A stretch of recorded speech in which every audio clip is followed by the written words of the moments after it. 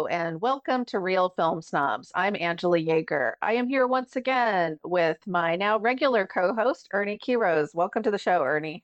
Hello, thanks for having me back as always. This is a very special episode. I always say that, but this one's particularly special. This is our best films of 2021 episode coming to you, and this is an annual tradition on Real Film Snobs. I'm very excited to have Ernie here for me this year for this one, especially since he saw probably more films that came out in 2021 than any human should really actually watch. How many films did you actually end up seeing that came out in 2021, Ernie? I don't even keep a Was it track. like 800, 500 films? I Yeah, mean, because 600 then films? some of those, years are weird because some stuff comes out at the fall festivals, but then they don't come out till like the next year, and sometimes I see Yeah, things like a year in advance. It's just I don't even know. we could say well over 500, right? I But think that would be safe. Yeah. well over 700 probably. Okay. Yeah. So when he has a top 10, we're talking like out of 700 films. You got to take that really seriously, dear viewer. Like I saw a lot, don't get me wrong, more than really most people should really watch if they have a life outside of watching movies. But Ernie takes the cake. So But we're, there's still a lot that I haven't seen. So there's oh, gonna I know. be you're gonna wonder like, oh, why did that make the list? And it's like, there's still about 20 movies from last year that I kind of want to see that I just, Didn't get around to. Same thing with yeah. me. And I, obviously didn't see as many as you, but it's just hard to see everything. And I think that's also a good state of film. Even though people always decry like movies are getting worse and you can't find anything good to watch out there. I mean, there's a lot of great films out there. And the fact that Ernie saw 700 and that there's still ones he didn't get to see, I think is really telling. So we should get on with it because we are going to do our numbers 10 through 6 on this episode. And then the very next episode you can watch of us, we will be counting down our top five. But in my case, at least, I would say that anything on my top 10 could have really been in any order. This year, I think there was just a lot of really tremendous, great films out there. And in fact, I cheated. So I'll start off with my number 10. I cheated because I had a hard time and I wanted to fit both of these movies in. So I have a tie for my number 10. My number 10 films are Prayers for the Stolen by Tatiana Huezo and The Harder They Fall by James Samuel. So one of these I saw quite a while ago when it first came out, The Harder They Fall, which is a Western, a genre I happen to love, especially from the old classic Hollywood. This is a revisionist Western starring some of the greatest Black actors working today, including Idris Elba and Regina King. And oh gosh, so many more. There's so many talented people in this film. I really loved this film. I loved that it was very stylistic, that it was just completely bananas and off the wall, and that it really took the Western into a different direction. And I really appreciated how stylized it was and the music. Um, Prayers for the Stolen is my tied place, a completely different type of film. It is the feature debut of Tatiana Huezo, and it is about a coming of age story about a young girl growing up in Mexico in a village overrun by the drug cartels, where she and her friends try to be children in an atmosphere of really a war atmosphere of violence and fear. I found both of these films really compelling in different ways. They're not really comparable. I just threw them both in at number 10 because I couldn't decide. Did you see either of these, Yeah, Ernie? I've seen both, and they're both on Netflix. So maybe that's the connection. We can. There we go. I'll make that the connection. Yeah. Yeah, it's really good. I think we talked about it as Prayers for the Stolen was Mexico's official Oscar submission. So I like the fact that hopefully with it being on Netflix, people get a chance to see it.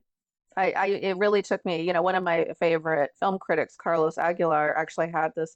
He was really promoting it, and I wouldn't have known about it otherwise because Netflix really hasn't promoted the film at all. So I loved it. I just thought it was lyrical and poetic and beautiful, and really, I mean, it really took me by surprise how great it was. I felt like I should have heard more about it. So, Yeah. so we'll move on. Yeah. So my number 10 is Spider-Man No Way Home. Or Um, talk about the polar opposite. very, very opposite. And this is not a token nomination or a token slot. Um, and I'm in the camp where I thought and kind of hoped that it was going to get a Best Picture nomination, and a little upset that it didn't because oh, if Don't Look Up got a Best Picture nomination, Well, yeah. Spider-Man definitely did. You know, we could talk about why it didn't get a nomination, but I think it ultimately it deserves a nomination because it was a fun, I saw it twice in the theater and it was an amazing experience to see in the theater. And you really are reminded of why we go to see movies and why, the power of watching a movie with strangers in a dark, room and laughing together and cheering and crying and gasping. And spoiler alert, there's a couple of things that happen in the film, like I said, opening weekend, where people didn't know what was going to happen. And when these things happened, it was great to sort of be in the audience, all kind of finding out and experiencing that all at once. And there were more than a couple moments. Well, I'll admit, I kind of teared up. There was one moment with Andrew Garfield. I'm sure people have seen it by now, but spoiler alert. We caught up with the Andrew Garfield Spider-Mans before, and we're glad we did because there's a moment where he saves, in his movie, he wasn't able to save Mary Jane in his universe. But then he's able to save Mary Jane in this other universe. And it was just a very, when it happens, a little tear to my eye. And to see that, and there's the scene where they're all up in the balcony of the three different Spider-Mans, and they're all talking about loss, and they've all lost someone, and that's part of what it means to be a hero is you lose someone, but you have to move on. And so there, yeah. So I thought it was a fun story. It was really well done. It made $800 million at the box office, kind of saved theaters. I think the Academy should have rewarded it. I Black Panther got an Oscar nomination. The Dark Knight deserved one and didn't, and sort of changed the Academy changed the rules for that. I think they've nominated pop culture stuff before. If you're going to give it to sort of a popcorn movie like Don't Look Up, I think Spider-Man would have been a far better choice. That could be. I'm not a Marvel fan. People that watch the show regularly know that I'm not a fan of the most of these movies. I won't say all. I actually liked Black Panther. I think their reward is they made $800 million at the box office. They don't need an Academy Award nomination. That's my opinion about it. And I don't agree with it. I mean, I'm actually really disappointed in a lot of the nominees, but there's far greater films that could have been nominated. So I'm not justifying Don't Look Up over Spider-Man, but yeah, I'm pretty shocked to have seen that on your. That's crazy. That's on your top 10. So For a theatrical experience, it was again, it reminds people why we go to the movies. It's to yeah, experience these films together and have that communal experience. I have to admit, I'm not a big fan of Tom Holland in general, and I haven't really liked a lot of the Spider-Man movies much since the Sam Raimi, Tobey Maguire ones, which I really did like, especially the first two. But Here's the thing about the Tom Holland one. He is so like he is a side character in his own movies. He's not even, which is I think I agree with you. I think is why they are good because he's not in them that much, but that's kind of saying something. I mean, he is Spider-Man now, right? So, but all the movie, if you go back and look at all the movies, if you look at screen time and you look at the stories, they're really not. He's a minor character in his own films. yeah, yeah, Because I think there's more interesting characters and there's more interesting things going on in those films than the yeah. Spider-Man character. Like the great Marissa Tomei, who I love. So anyway, she was my favorite part of the Spider-Man movie. So we'll just leave it at that without any spoilers. So, okay, well, that was your number 10. They were very different than mine. Continuing with the trend of being very different types of films. My number 9 film is the body horror film that won the Palme d'Or at the Cannes Film Festival, Titane. By the French director whose name I'm going to now butcher. I shouldn't even probably try to pronounce it. We'll say Julia Ducournau. That's, I'm sure, pretty completely wrong. That's beyond wrong, I'm sure.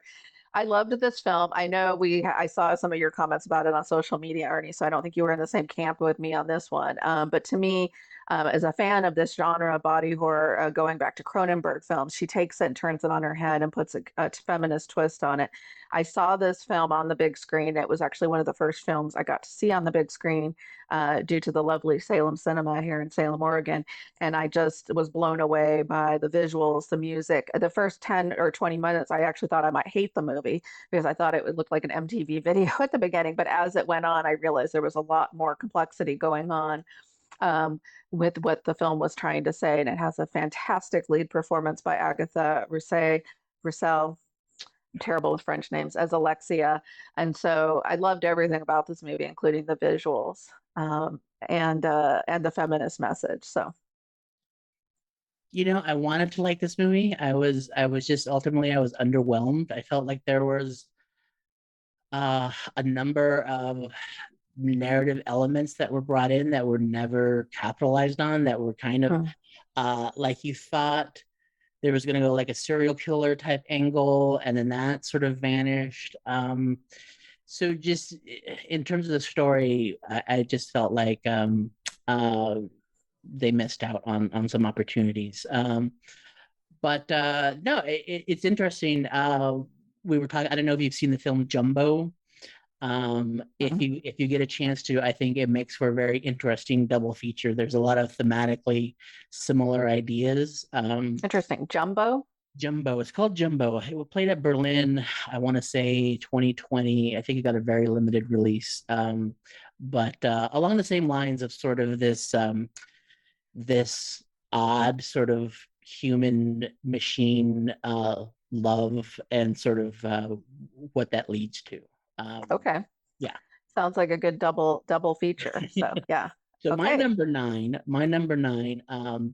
is something, depending on when you see this, it's just in theaters right now. But I saw it at Sundance a year ago. It's called Strawberry Mansion.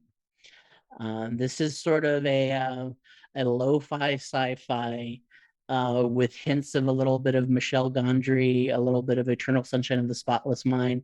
So it concerns this dream auditor, a tax auditor, who audits people's dreams. People's dreams are taxed, so he will go in. The dreams are recorded on. I mean, they're VHS tapes, and so he sort of plays these VHS tapes. It's very lo-fi. Puts on this weird helmet and sort of like lives these, experiences people's dreams, and he'll tax things in the dreams. So, um, when he's in this dream world, he ends up meeting this woman and falling for this woman. So it's a romantic, basically a romantic drama, but sort of within this milieu of sort of this lo-fi sci-fi. And I just really liked, yeah, this handmade feel of the science fiction film of like I said, a Michel Gondry, where he has this helmet on, but it looks like he just made it like a eighth grade sort of art and craft project, because I love science fiction, but not all science fiction has to be about robots and space and has Hmm. to be these big budget things. So to take sort of these sci-fi ideas of like dreams and people taxing dreams, and sort of like corporations inserting commercials into our dreams, and sort of a play on kind of like social media and kind of what's going on now. Um, and then having this on top of it, this really poignant love story. It's just a real interesting and sort of fun film, and a film where you don't know where it's going to go. So just for the uniqueness, I And really. it's just out now in theaters. I would technically maybe count this as a 2022 movie, although I know you saw it last year, Sundance. So, but I've been reading a lot about it recently. I actually saw Sean Baker tweeted about it, and then that's actually the first time I heard about it a few weeks ago, and I'm really excited to see it. Yeah. Of course, I haven't seen it yet because it just came out for those of us who are regular people. So you saw it at Sundance last year, though, Yeah, not that's this year's it Sundance. was on the festival circuit last year. So yeah, I always see, again, I don't it's tough for me to figure out, okay, well, when do I count a movie? So I figure Right. I saw it in 2021.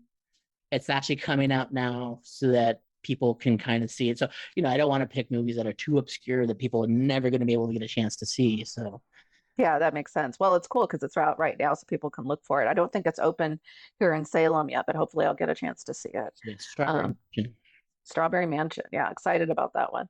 My number eight film is actually, weirdly enough, another Netflix movie. I can't believe I have this many. This one is Passing by Rebecca Hall, a film that I felt very unfairly got shut out from the Academy Awards this year. And speaking of ones that could have been in there instead of Don't Look Up, this is one of them. Rebecca Hall's directorial debut, I just thought was a confident, gorgeous film with two amazing performances by Tessa Thompson and Ruth Negga. Ruth Negga, in particularly, got robbed of an Academy Award nomination as her performance as a Black woman in the 1920s in New York, passing as white, and Tessa Thompson, who is her old childhood friend, who they meet up by chance, and she is not passing, but sort of is on occasion, and living in Harlem in kind of an upscale milieu.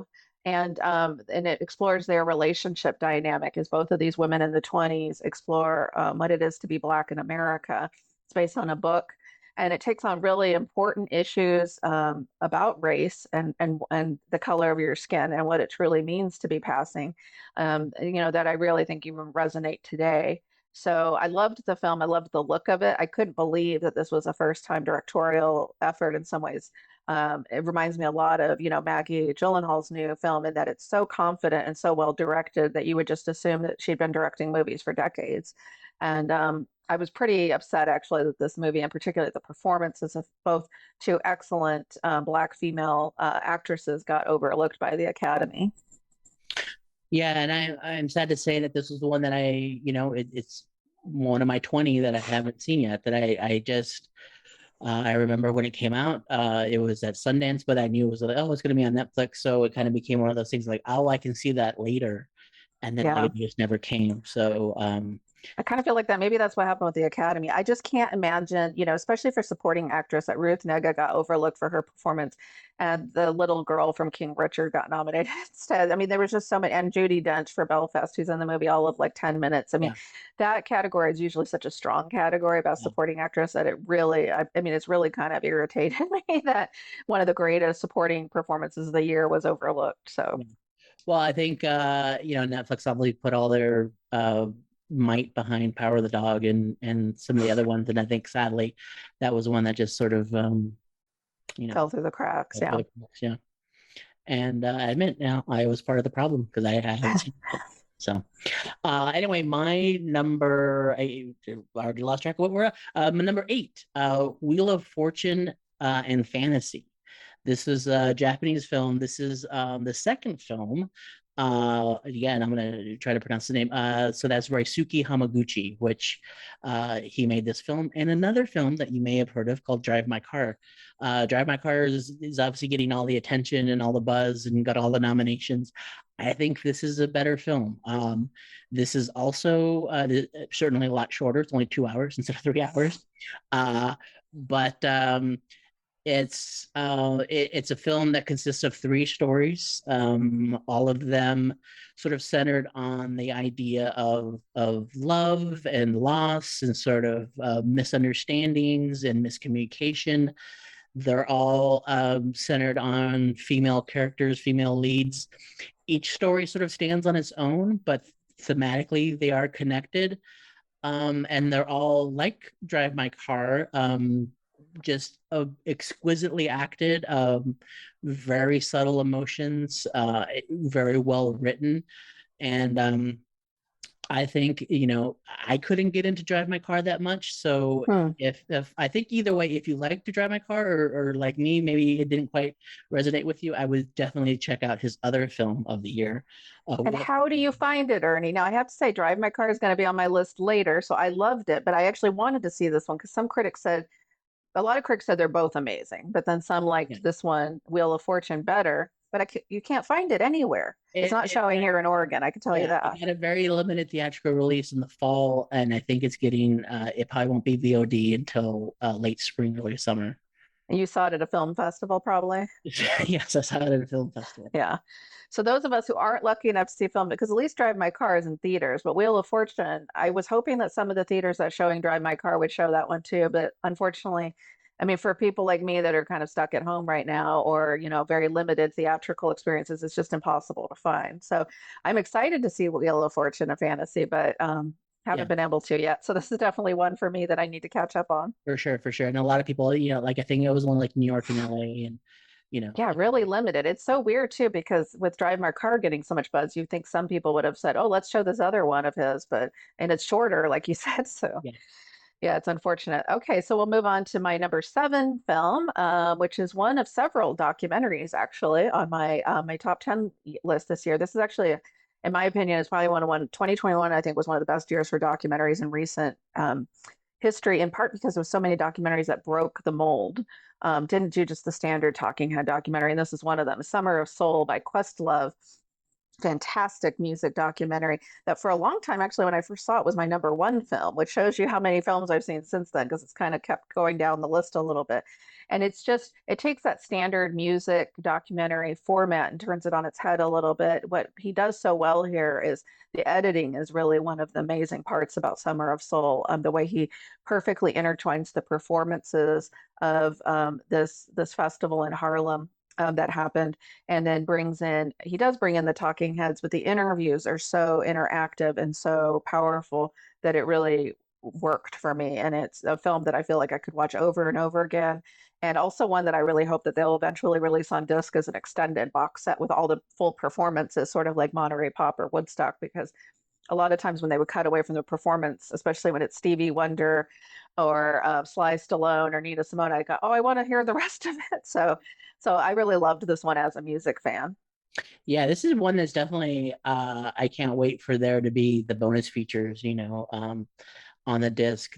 Yeah, it was so much fun. It was but yeah, you want more. You want more of the performances. I want more. I want the making of this film because I'm a film guy. Like, why were these tapes just sort of like, why did they never make the movie like they were planning on? And where were these tapes for all these years in some vault? And how did Questlove find it? And what was that process? Yeah, well, I think the why was part of the thing, right? It's systemic racism. And Yeah, in fact, the festival happened the same year as Woodstock, and then nobody wanted the tapes. No one had then any yeah, interest. it Yeah. would, yeah, yeah. So I kind of wanted more of that, and more music. If anything, Yeah. I wanted more.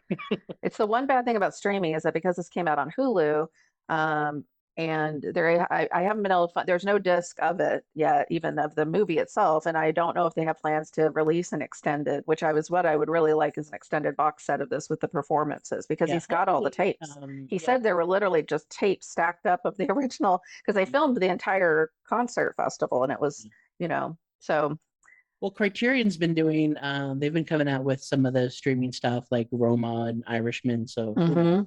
maybe this. I'm hoping Criterion does it because they've done that for Monterey Pop and other major concerts. So that's my number seven. We'll go on to yours. So my number seven. This is my cheating of a pick, a 2-for-1 pick, and that's Mass and the Fallout.